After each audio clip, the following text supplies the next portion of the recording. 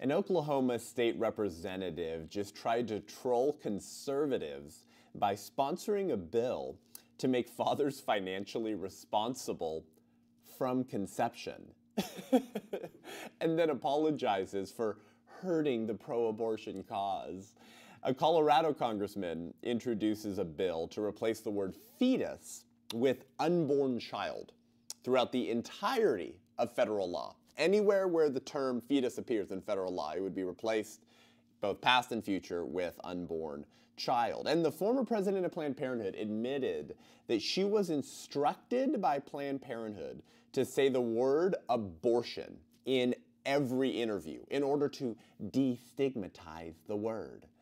The truth is never afraid of a lie, but a lie is always deathly afraid of the truth. Or to quote Joseph Goebbels, the Nazi propagandist, the lie can be maintained only for such a time as the state can shield the people from the consequences of the lie. It thus becomes vitally important for the state to use all of its powers to repress dissent. For truth is the mortal enemy of the lie.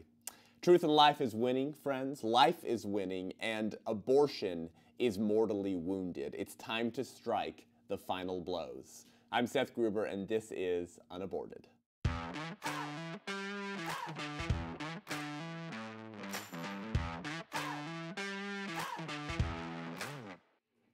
Welcome to the show today, guys. Thank you so much again for tuning in.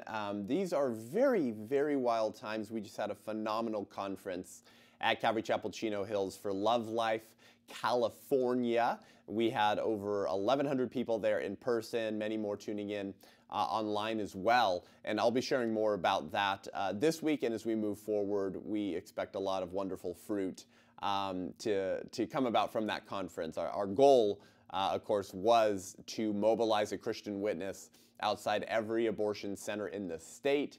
Every day they're open by the end of 2023 in order to end abortion, to take back life and wake up the church, the most powerful organism for change in the world, in the country. And so much of the rot that has happened in this country has started in California.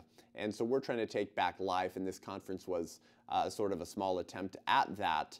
However, I wanted to dive into a very, very hilarious story here that just came out that conservatives and pro-lifers were just having a bunch of fun with, trolling this pro-abortion leftist from Oklahoma. By the way, sad, huh, that you could have such a pro-abortion elected representative in Oklahoma. Just goes to show the left is relentless in taking political ground to further their religion and their goal of remaking all of society in their own image. You can't find some more conservative parts of the country than Oklahoma, and yet the rot is spreading. This is why it's so important for the church to begin contending relentlessly for life and righteousness before it's too late. But this Oklahoma state representative, his name is Forrest Bennett, and he tried to troll conservatives the other day by sponsoring a bill to say, oh yeah, you guys want to overturn Roe versus Wade? You want to ban abortion, huh? Well, then the father should be financially responsible if they're sleeping around impregnating women. And then all the conservatives were like, yep, sounds like a pretty good idea.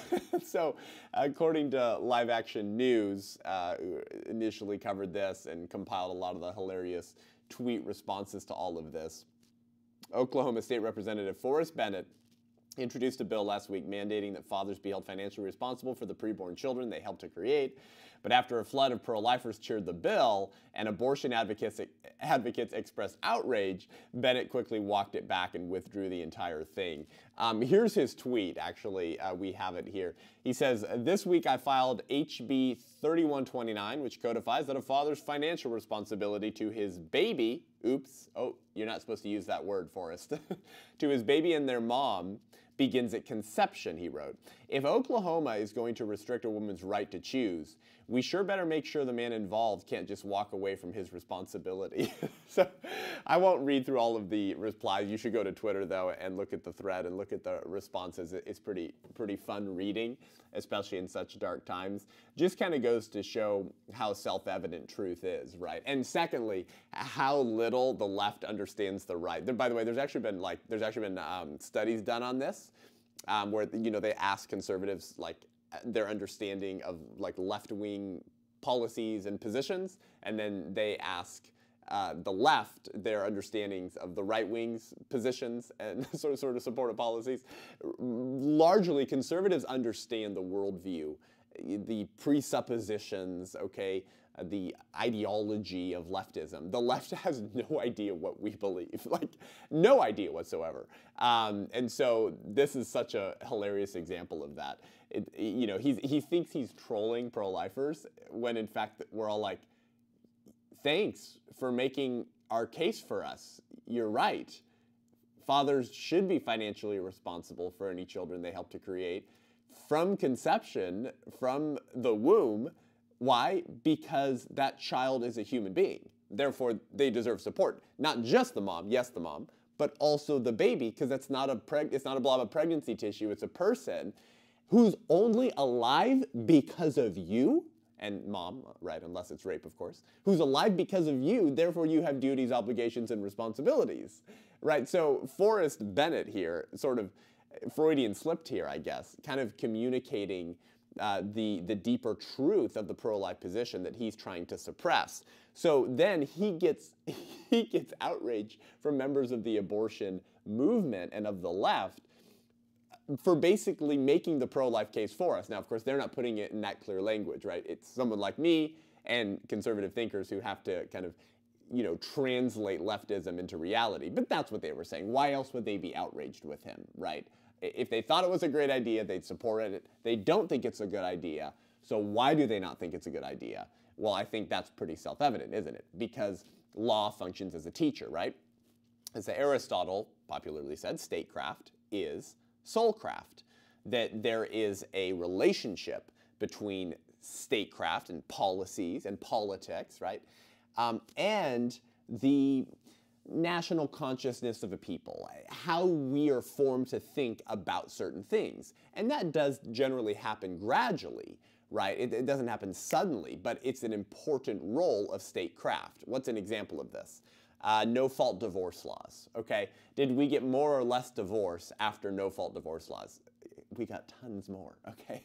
Did we get more or less abortions after we legalized abortion? We got tons more.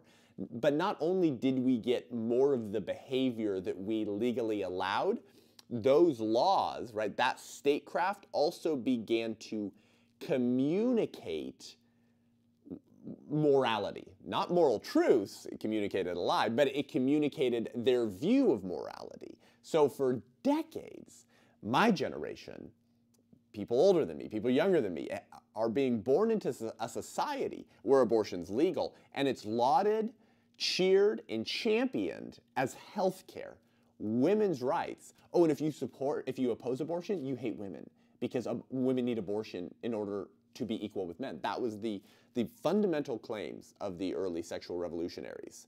So that kind of statecraft actually teaches, doesn't it? And then we have this really bad, stupid tendency as human beings of assuming that whatever's legal is moral and correct. Because certainly our government would never make something truly evil legal. Well, it's done it before. It'll do it again. It's doing it now. So that's sort of the importance of statecraft from a teaching standpoint in terms of what it communicates to the country, but more importantly, to the posterity, right, to the next generation who will be formed in their thinking by those policies and laws, and also by language, right? And we're going to get to that in just one second. But a lot of what Forrest Bennett did here was he accidentally made the case for the pro-life position while thinking he was trolling us. And so the left wing got upset and pissed off because his law would be teaching that unborn babies are babies, they're not blobs of tissue, and they deserve the financial support and involvement of their parents. And if they deserve the financial support of their parents, and they have a right to that, they obviously have a right to not be killed. So he then apologizes for a State Representative Forrest Bennett. And here's what he said in his tweet. He said, "Well, this has been fun. I appreciate those who understood the message behind this and those who provided sincere constructive feedback and pointed out serious issues with practical application." He went on to say, "Let me get this out of the way. Obviously, I'm not moving forward with this bill as written." Oh, interesting. What changed? "I'm glad many of you understand the idea, but it clearly needs work. So to actual constituents of mine, like," and he tagged someone, "who requested that I go back to the drawing board, I hear you. Twitter isn't the place to try to point out that if this state outlaws abortion, and if it tries to define life as beginning at conception, it owes its people the kind of policy that supports and helps babies and parents, not just policies that force birth. But I tried to anyway." And then here was his last tweet in this long apology thread. He said, "I understand how the language, remember that word, in my message and bill both hurt the cause instead of helping it. And I apologize for not being more thoughtful." What cause did he hurt? The pro-abortion cause, okay? The culture of death, Planned Parenthood, abortion on demand, women need abortion to be equal with men. That's the cause he's apologizing for hurting. Well, how did he hurt it? "I understand how the language in my message and bill hurt the cause." Oh, so your language hurt the pro-abortion cause. Why? Because you acknowledged reality, that it's a baby that's only alive because of his or her parents' actions. Therefore, both parents have duties and obligations. And if both parents have duties and obligations of financial support, then they obviously have a duty and obligation to what? Not murder. Wouldn't not murdering someone be a greater obligation than not financially supporting them? Yes, I would think so. So you see, he's failing to obey Joseph Goebbels.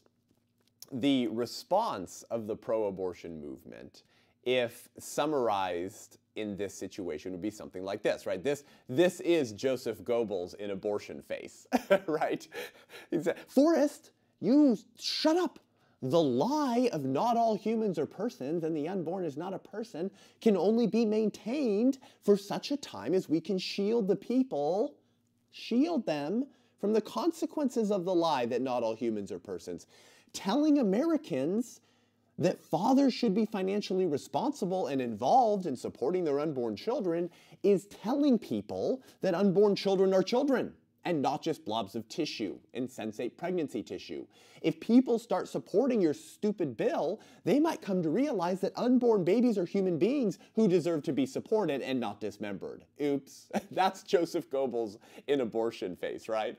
The lie can only be maintained for such a time as we can shield the people from the political consequences of the lie. It thus becomes vitally important for the state to use all of its powers to repress dissent, for the truth is the mortal enemy of the lie.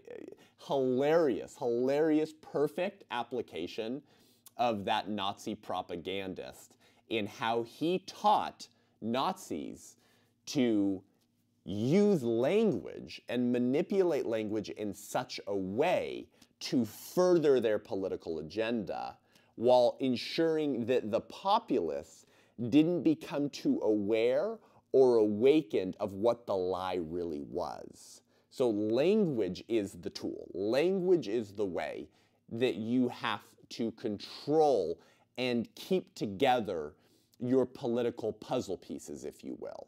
For once you begin to refer to reality and use language to refer to things in the real world, right, your puzzle piece starts to fall apart. Your whole political agenda begins to fall apart.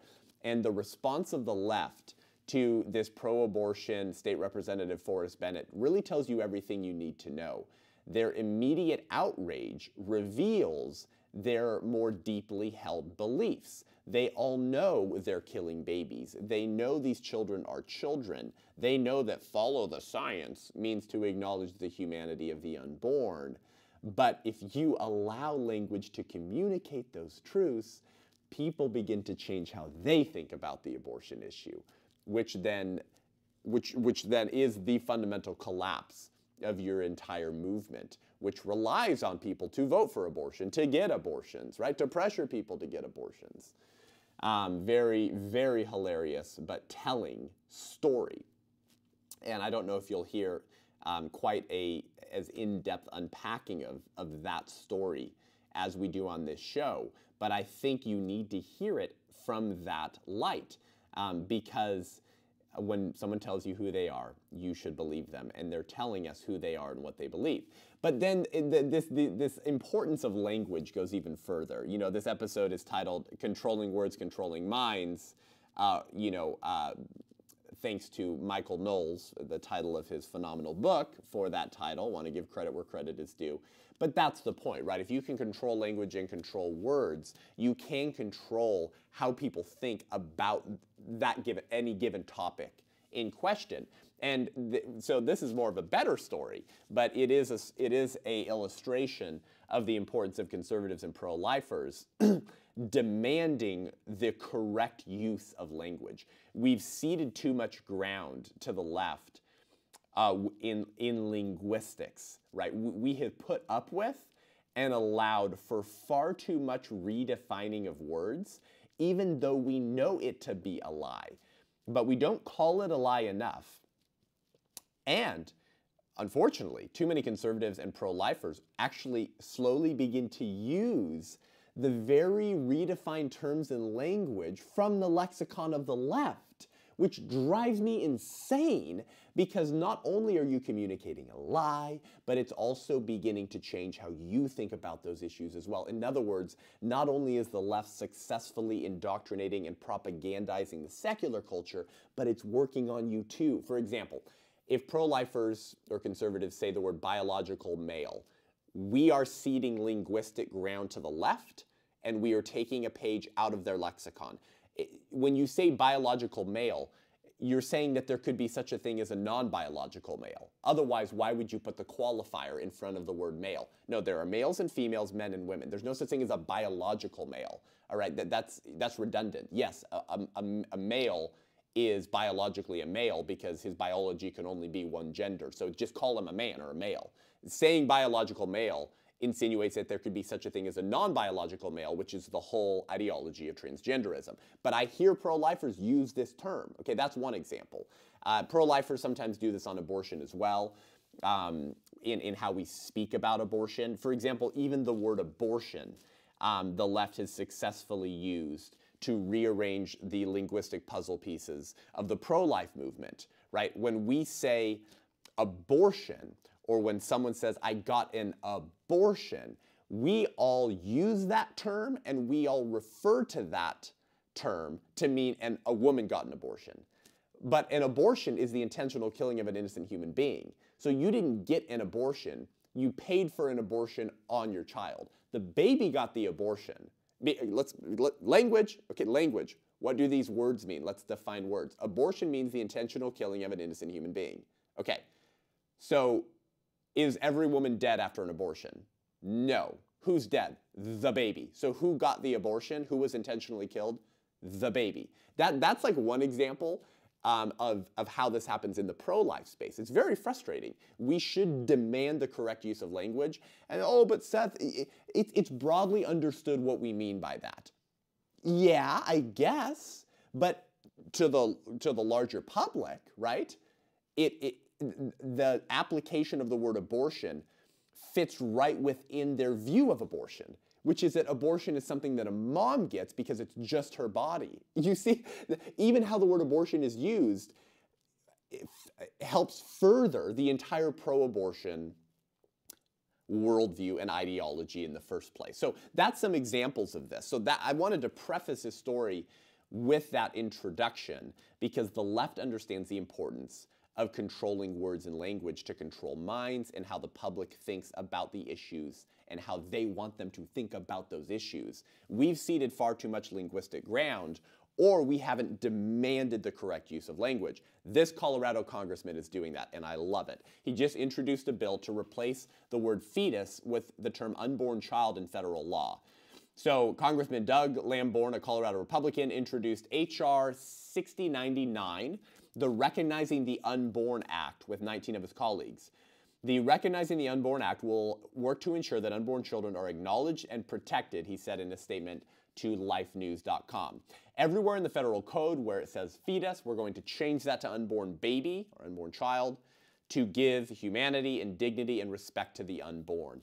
His bill defines an unborn child as a member of the species Homo sapiens at any stage of development who is carried in the womb. That's the importance of language and words, referring to things as they really are in the real world with specificity. When I say boy, I don't mean girl. So language, words are pointers, aren't they? They refer to something, they point to something in the real world. So if we're going to win the American culture war writ large, but specifically the abortion wars, then we have to use the correct language about the very victim that we're seeking to protect, the unborn human, person, child, baby, referring to them as anything else or referring to their killing as anything but killing is only shooting ourselves in our own foot and harming the very goals that we're seeking to secure. Now, contrast this specificity and use of language with the former president of Planned Parenthood, Leana Wen. Leana Wen, the former president of Planned Parenthood, said in a piece last year, but I just saw it recently. So it's fairly recent, but it's not new news. But I wanted to cycle it into this episode and show because it really makes my point for me. And nothing is more satisfying than allowing the left and the champions and cheerleaders of abortion to make my point for me, which means that reality kind of is self-evident. You can only suppress it for so long. The former president of Planned Parenthood admits in a recent book she just wrote that she was instructed by her lackeys to say the word, use the word, abortion in every interview, according to Insider News by Anna Miller. And I'm just going to read some pieces from this article just to make this point, okay? After the ABC segment that Leana Wen appeared on, a board member texted Leana Wen and said this: next time, make sure you talk about abortion. You need to talk about abortion at every media interview, a national staffer told Leana Wen. You're the president of Planned Parenthood. People expect that from you. Listen to this. Someone else at Planned Parenthood, according to Leana Wen in her book, okay, and I don't know why she'd go out of her way to harm Planned Parenthood when she's still pro-choice and still supports Planned Parenthood, right? So you can kind of assume all this is true. She said someone else told her, not saying abortion sounds as if you're ashamed of it. And the article goes on and says, Leana Wen, who is pro-choice, took the stance that she and the organization should advocate for all reproductive health services like birth control and sex ed, which could reach more people and help reduce the need for abortions. Uh-oh. Uh-oh. You're not supposed to say that. Planned Parenthood is in the business of creating a demand for abortions, right? That is why their sex ed is basically pornography. It goes back to Alfred Kinsey. If you listen to me for a while, you'll understand the history of that. Go watch my sermon from Calvary Chapel, Chattanooga on the podcast called The Religion, Sacrament, and Liturgy of Planned Parenthood, or my episode with Monica Klein, the former Planned Parenthood sex educator, if you want to get a good history on the history of sexual education in America, right? Sex ed is their sales funnel, abortion is their product, and your daughters are their prospects. That's how they sexualize children, encourage them to engage in any and all forms of sexual activity, knowing full well that there will be more unplanned pregnancies. They will therefore already have a cyclical relationship with those young children as they come in for testing, STD testing, condoms, etc. And now the next step would just be to get an abortion, okay? Well, saying that you want to reduce the need for abortions, yeah, that's not going to fly at Planned Parenthood. The article continues, she believed, Leana Wen believed, using pro-abortion language alienated people whose decision to get one was painful. And she said most Americans have complicated, nuanced views on abortion. She believed Planned Parenthood should meet them where they are, she thought. But Leana Wen said her colleagues viewed that position, listen, as trying to cover up abortion. Leana Wen said her colleagues viewed that position as trying to cover up abortion. They said acknowledging some patients' difficulty with seeking the procedure was dramatic. So if you acknowledge that some people have difficult opinions regarding the decision of whether or not to get abortion, makes abortion seem dramatic, Since it's common, usually simple, and generally safe. You see, what are they angry about? They're angry that Leanna Wen, the former Planned Parenthood president, while the president of Planned Parenthood, was using language in such a way and speaking in such a way that it communicated that abortion might be something other than reproductive health care. It communicated that there might be a respectable reason to have alternative views on abortion. It communicated that maybe abortion is more complicated than what we've made it out to be, which then questions the entire premise of Planned Parenthood, which is that not all humans are persons. The unborn is an example of a human that's not a person. Therefore, they have no rights because they're just insensate blobs of DNA pregnancy tissue. If you question that PR stunt at all, you will be aborted from Planned Parenthood. By the way, Leanna Wen was fired from Planned Parenthood after being there for 9 months, so a late-term abortion. I kind of find that hilarious. So the article goes on and says, if we don't talk about abortion openly, loudly, and proudly as a positive moral good, then we are further stigmatizing it and the people who need it, Leanna Wen said, one colleague told her. So, I mean, there it is. That's Joseph Goebbels in abortion face once again. If we don't talk about it, loudly shout it, celebrate it as a positive moral good, that's how abortion has to be described, right? And promulgated. That is Planned Parenthood's pitch. It must be celebrated proudly as a moral good, or otherwise we're only further stigmatizing the word. Oh, what? By using words that might refer to reality? Exactly. Because reality tends to be self-evident. This reminds me of that famous Humpty Dumpty line in Alice in Wonderland. Okay, this, along with the Joseph Goebbels insight, the disgusting Nazi propagandist who was a smart man, but an evil man. This, along with that, is really all you need to know to understand how the left manipulates language to attempt to manipulate reality or to control minds. Humpty Dumpty says in Alice in Wonderland, he says, when I use a word, Humpty Dumpty said in a rather scornful tone, it means just what I choose it to mean. Nothing more or less. Oh, so language is not objective then. It doesn't point to anything in the real world. It just means whatever you mean it to mean. That's what Humpty Dumpty's saying. The question is, said Alice, whether you can make words mean different things. That's all. The question is, said Humpty Dumpty, which is to be master. That's all. That's a powerful, sort of politically insightful dialogue right there. Presumably, Humpty Dumpty means, are we to master language, or is language to master us? When I use a word, it means whatever I want it to mean, neither more nor less. Really? The question is, can you make words mean so many different things? No. The question is, which is to be master? That's all.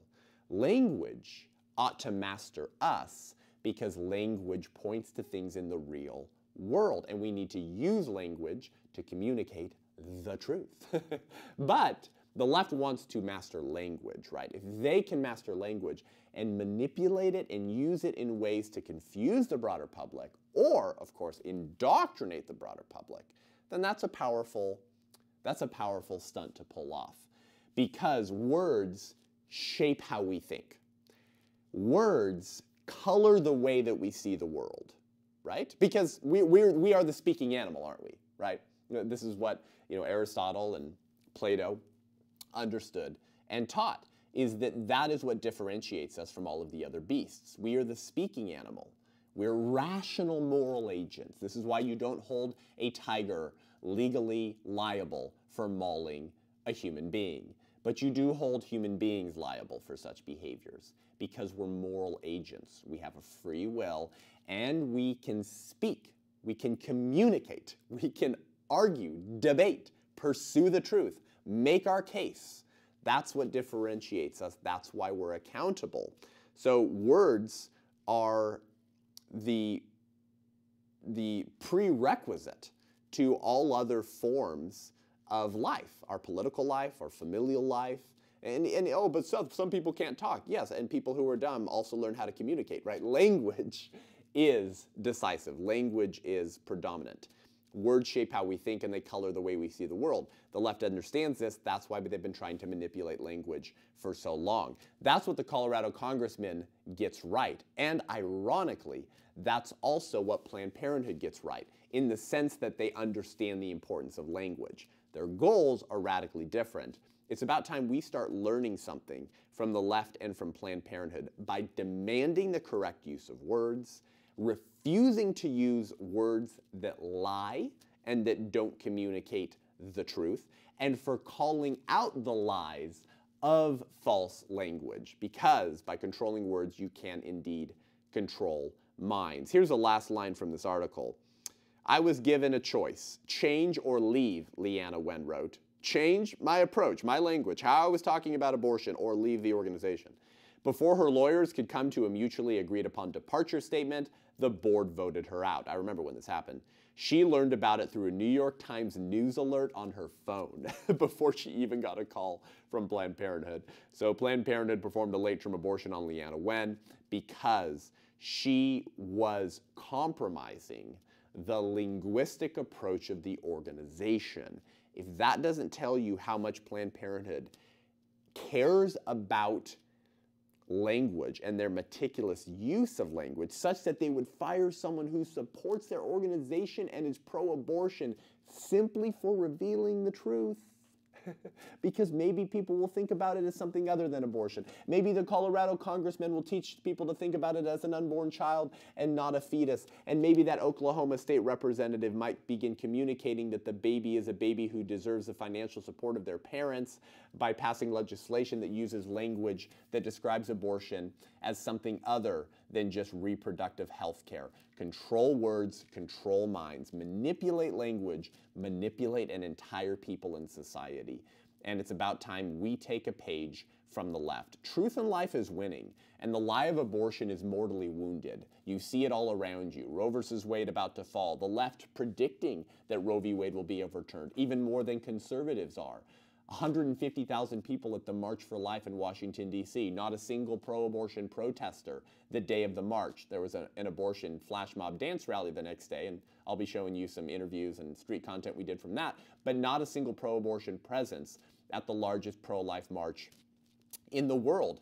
Abortion is mortally wounded, and we need to be decisive in striking the final blows, but that begins with referring to things as they really are, because truth will always come home to roost, and reality has an annoying tendency of reasserting itself and slapping us in the face. That is the great historical and conservative consolation, that reality always reasserts itself in the end. We may be living through that reassertion of truth in life now, and we need to find our place on the wall on the front lines to be the advocates of truth, correct language, and life for those who literally cannot speak for themselves. Thanks so much for tuning into the show today. Head on over to iTunes, Spotify, YouTube. Give the show a rating and review. We really appreciate it. It helps us reach more people as the show continues to grow and people continue to get challenged, encouraged, educated, and equipped to engage the #1 moral issue of our day, our silent genocide, our civil rights issue. And we appreciate that. Head on over to SethGruber.com to sign up for my newsletter, see my speaking schedule, support my work, or see me live and in person, or book me for an event as my schedule is filling up quickly. And if you want to support the show and help us expand our production value, number of episodes, guests we can bring on the show, and types of content we create, head on over to patreon.com/unaborted, patreon.com/unaborted, and check out the tiers and perks that you get for supporting the show. We really appreciate it. Until later this week, I'm Seth Gruber, and this is UnAborted.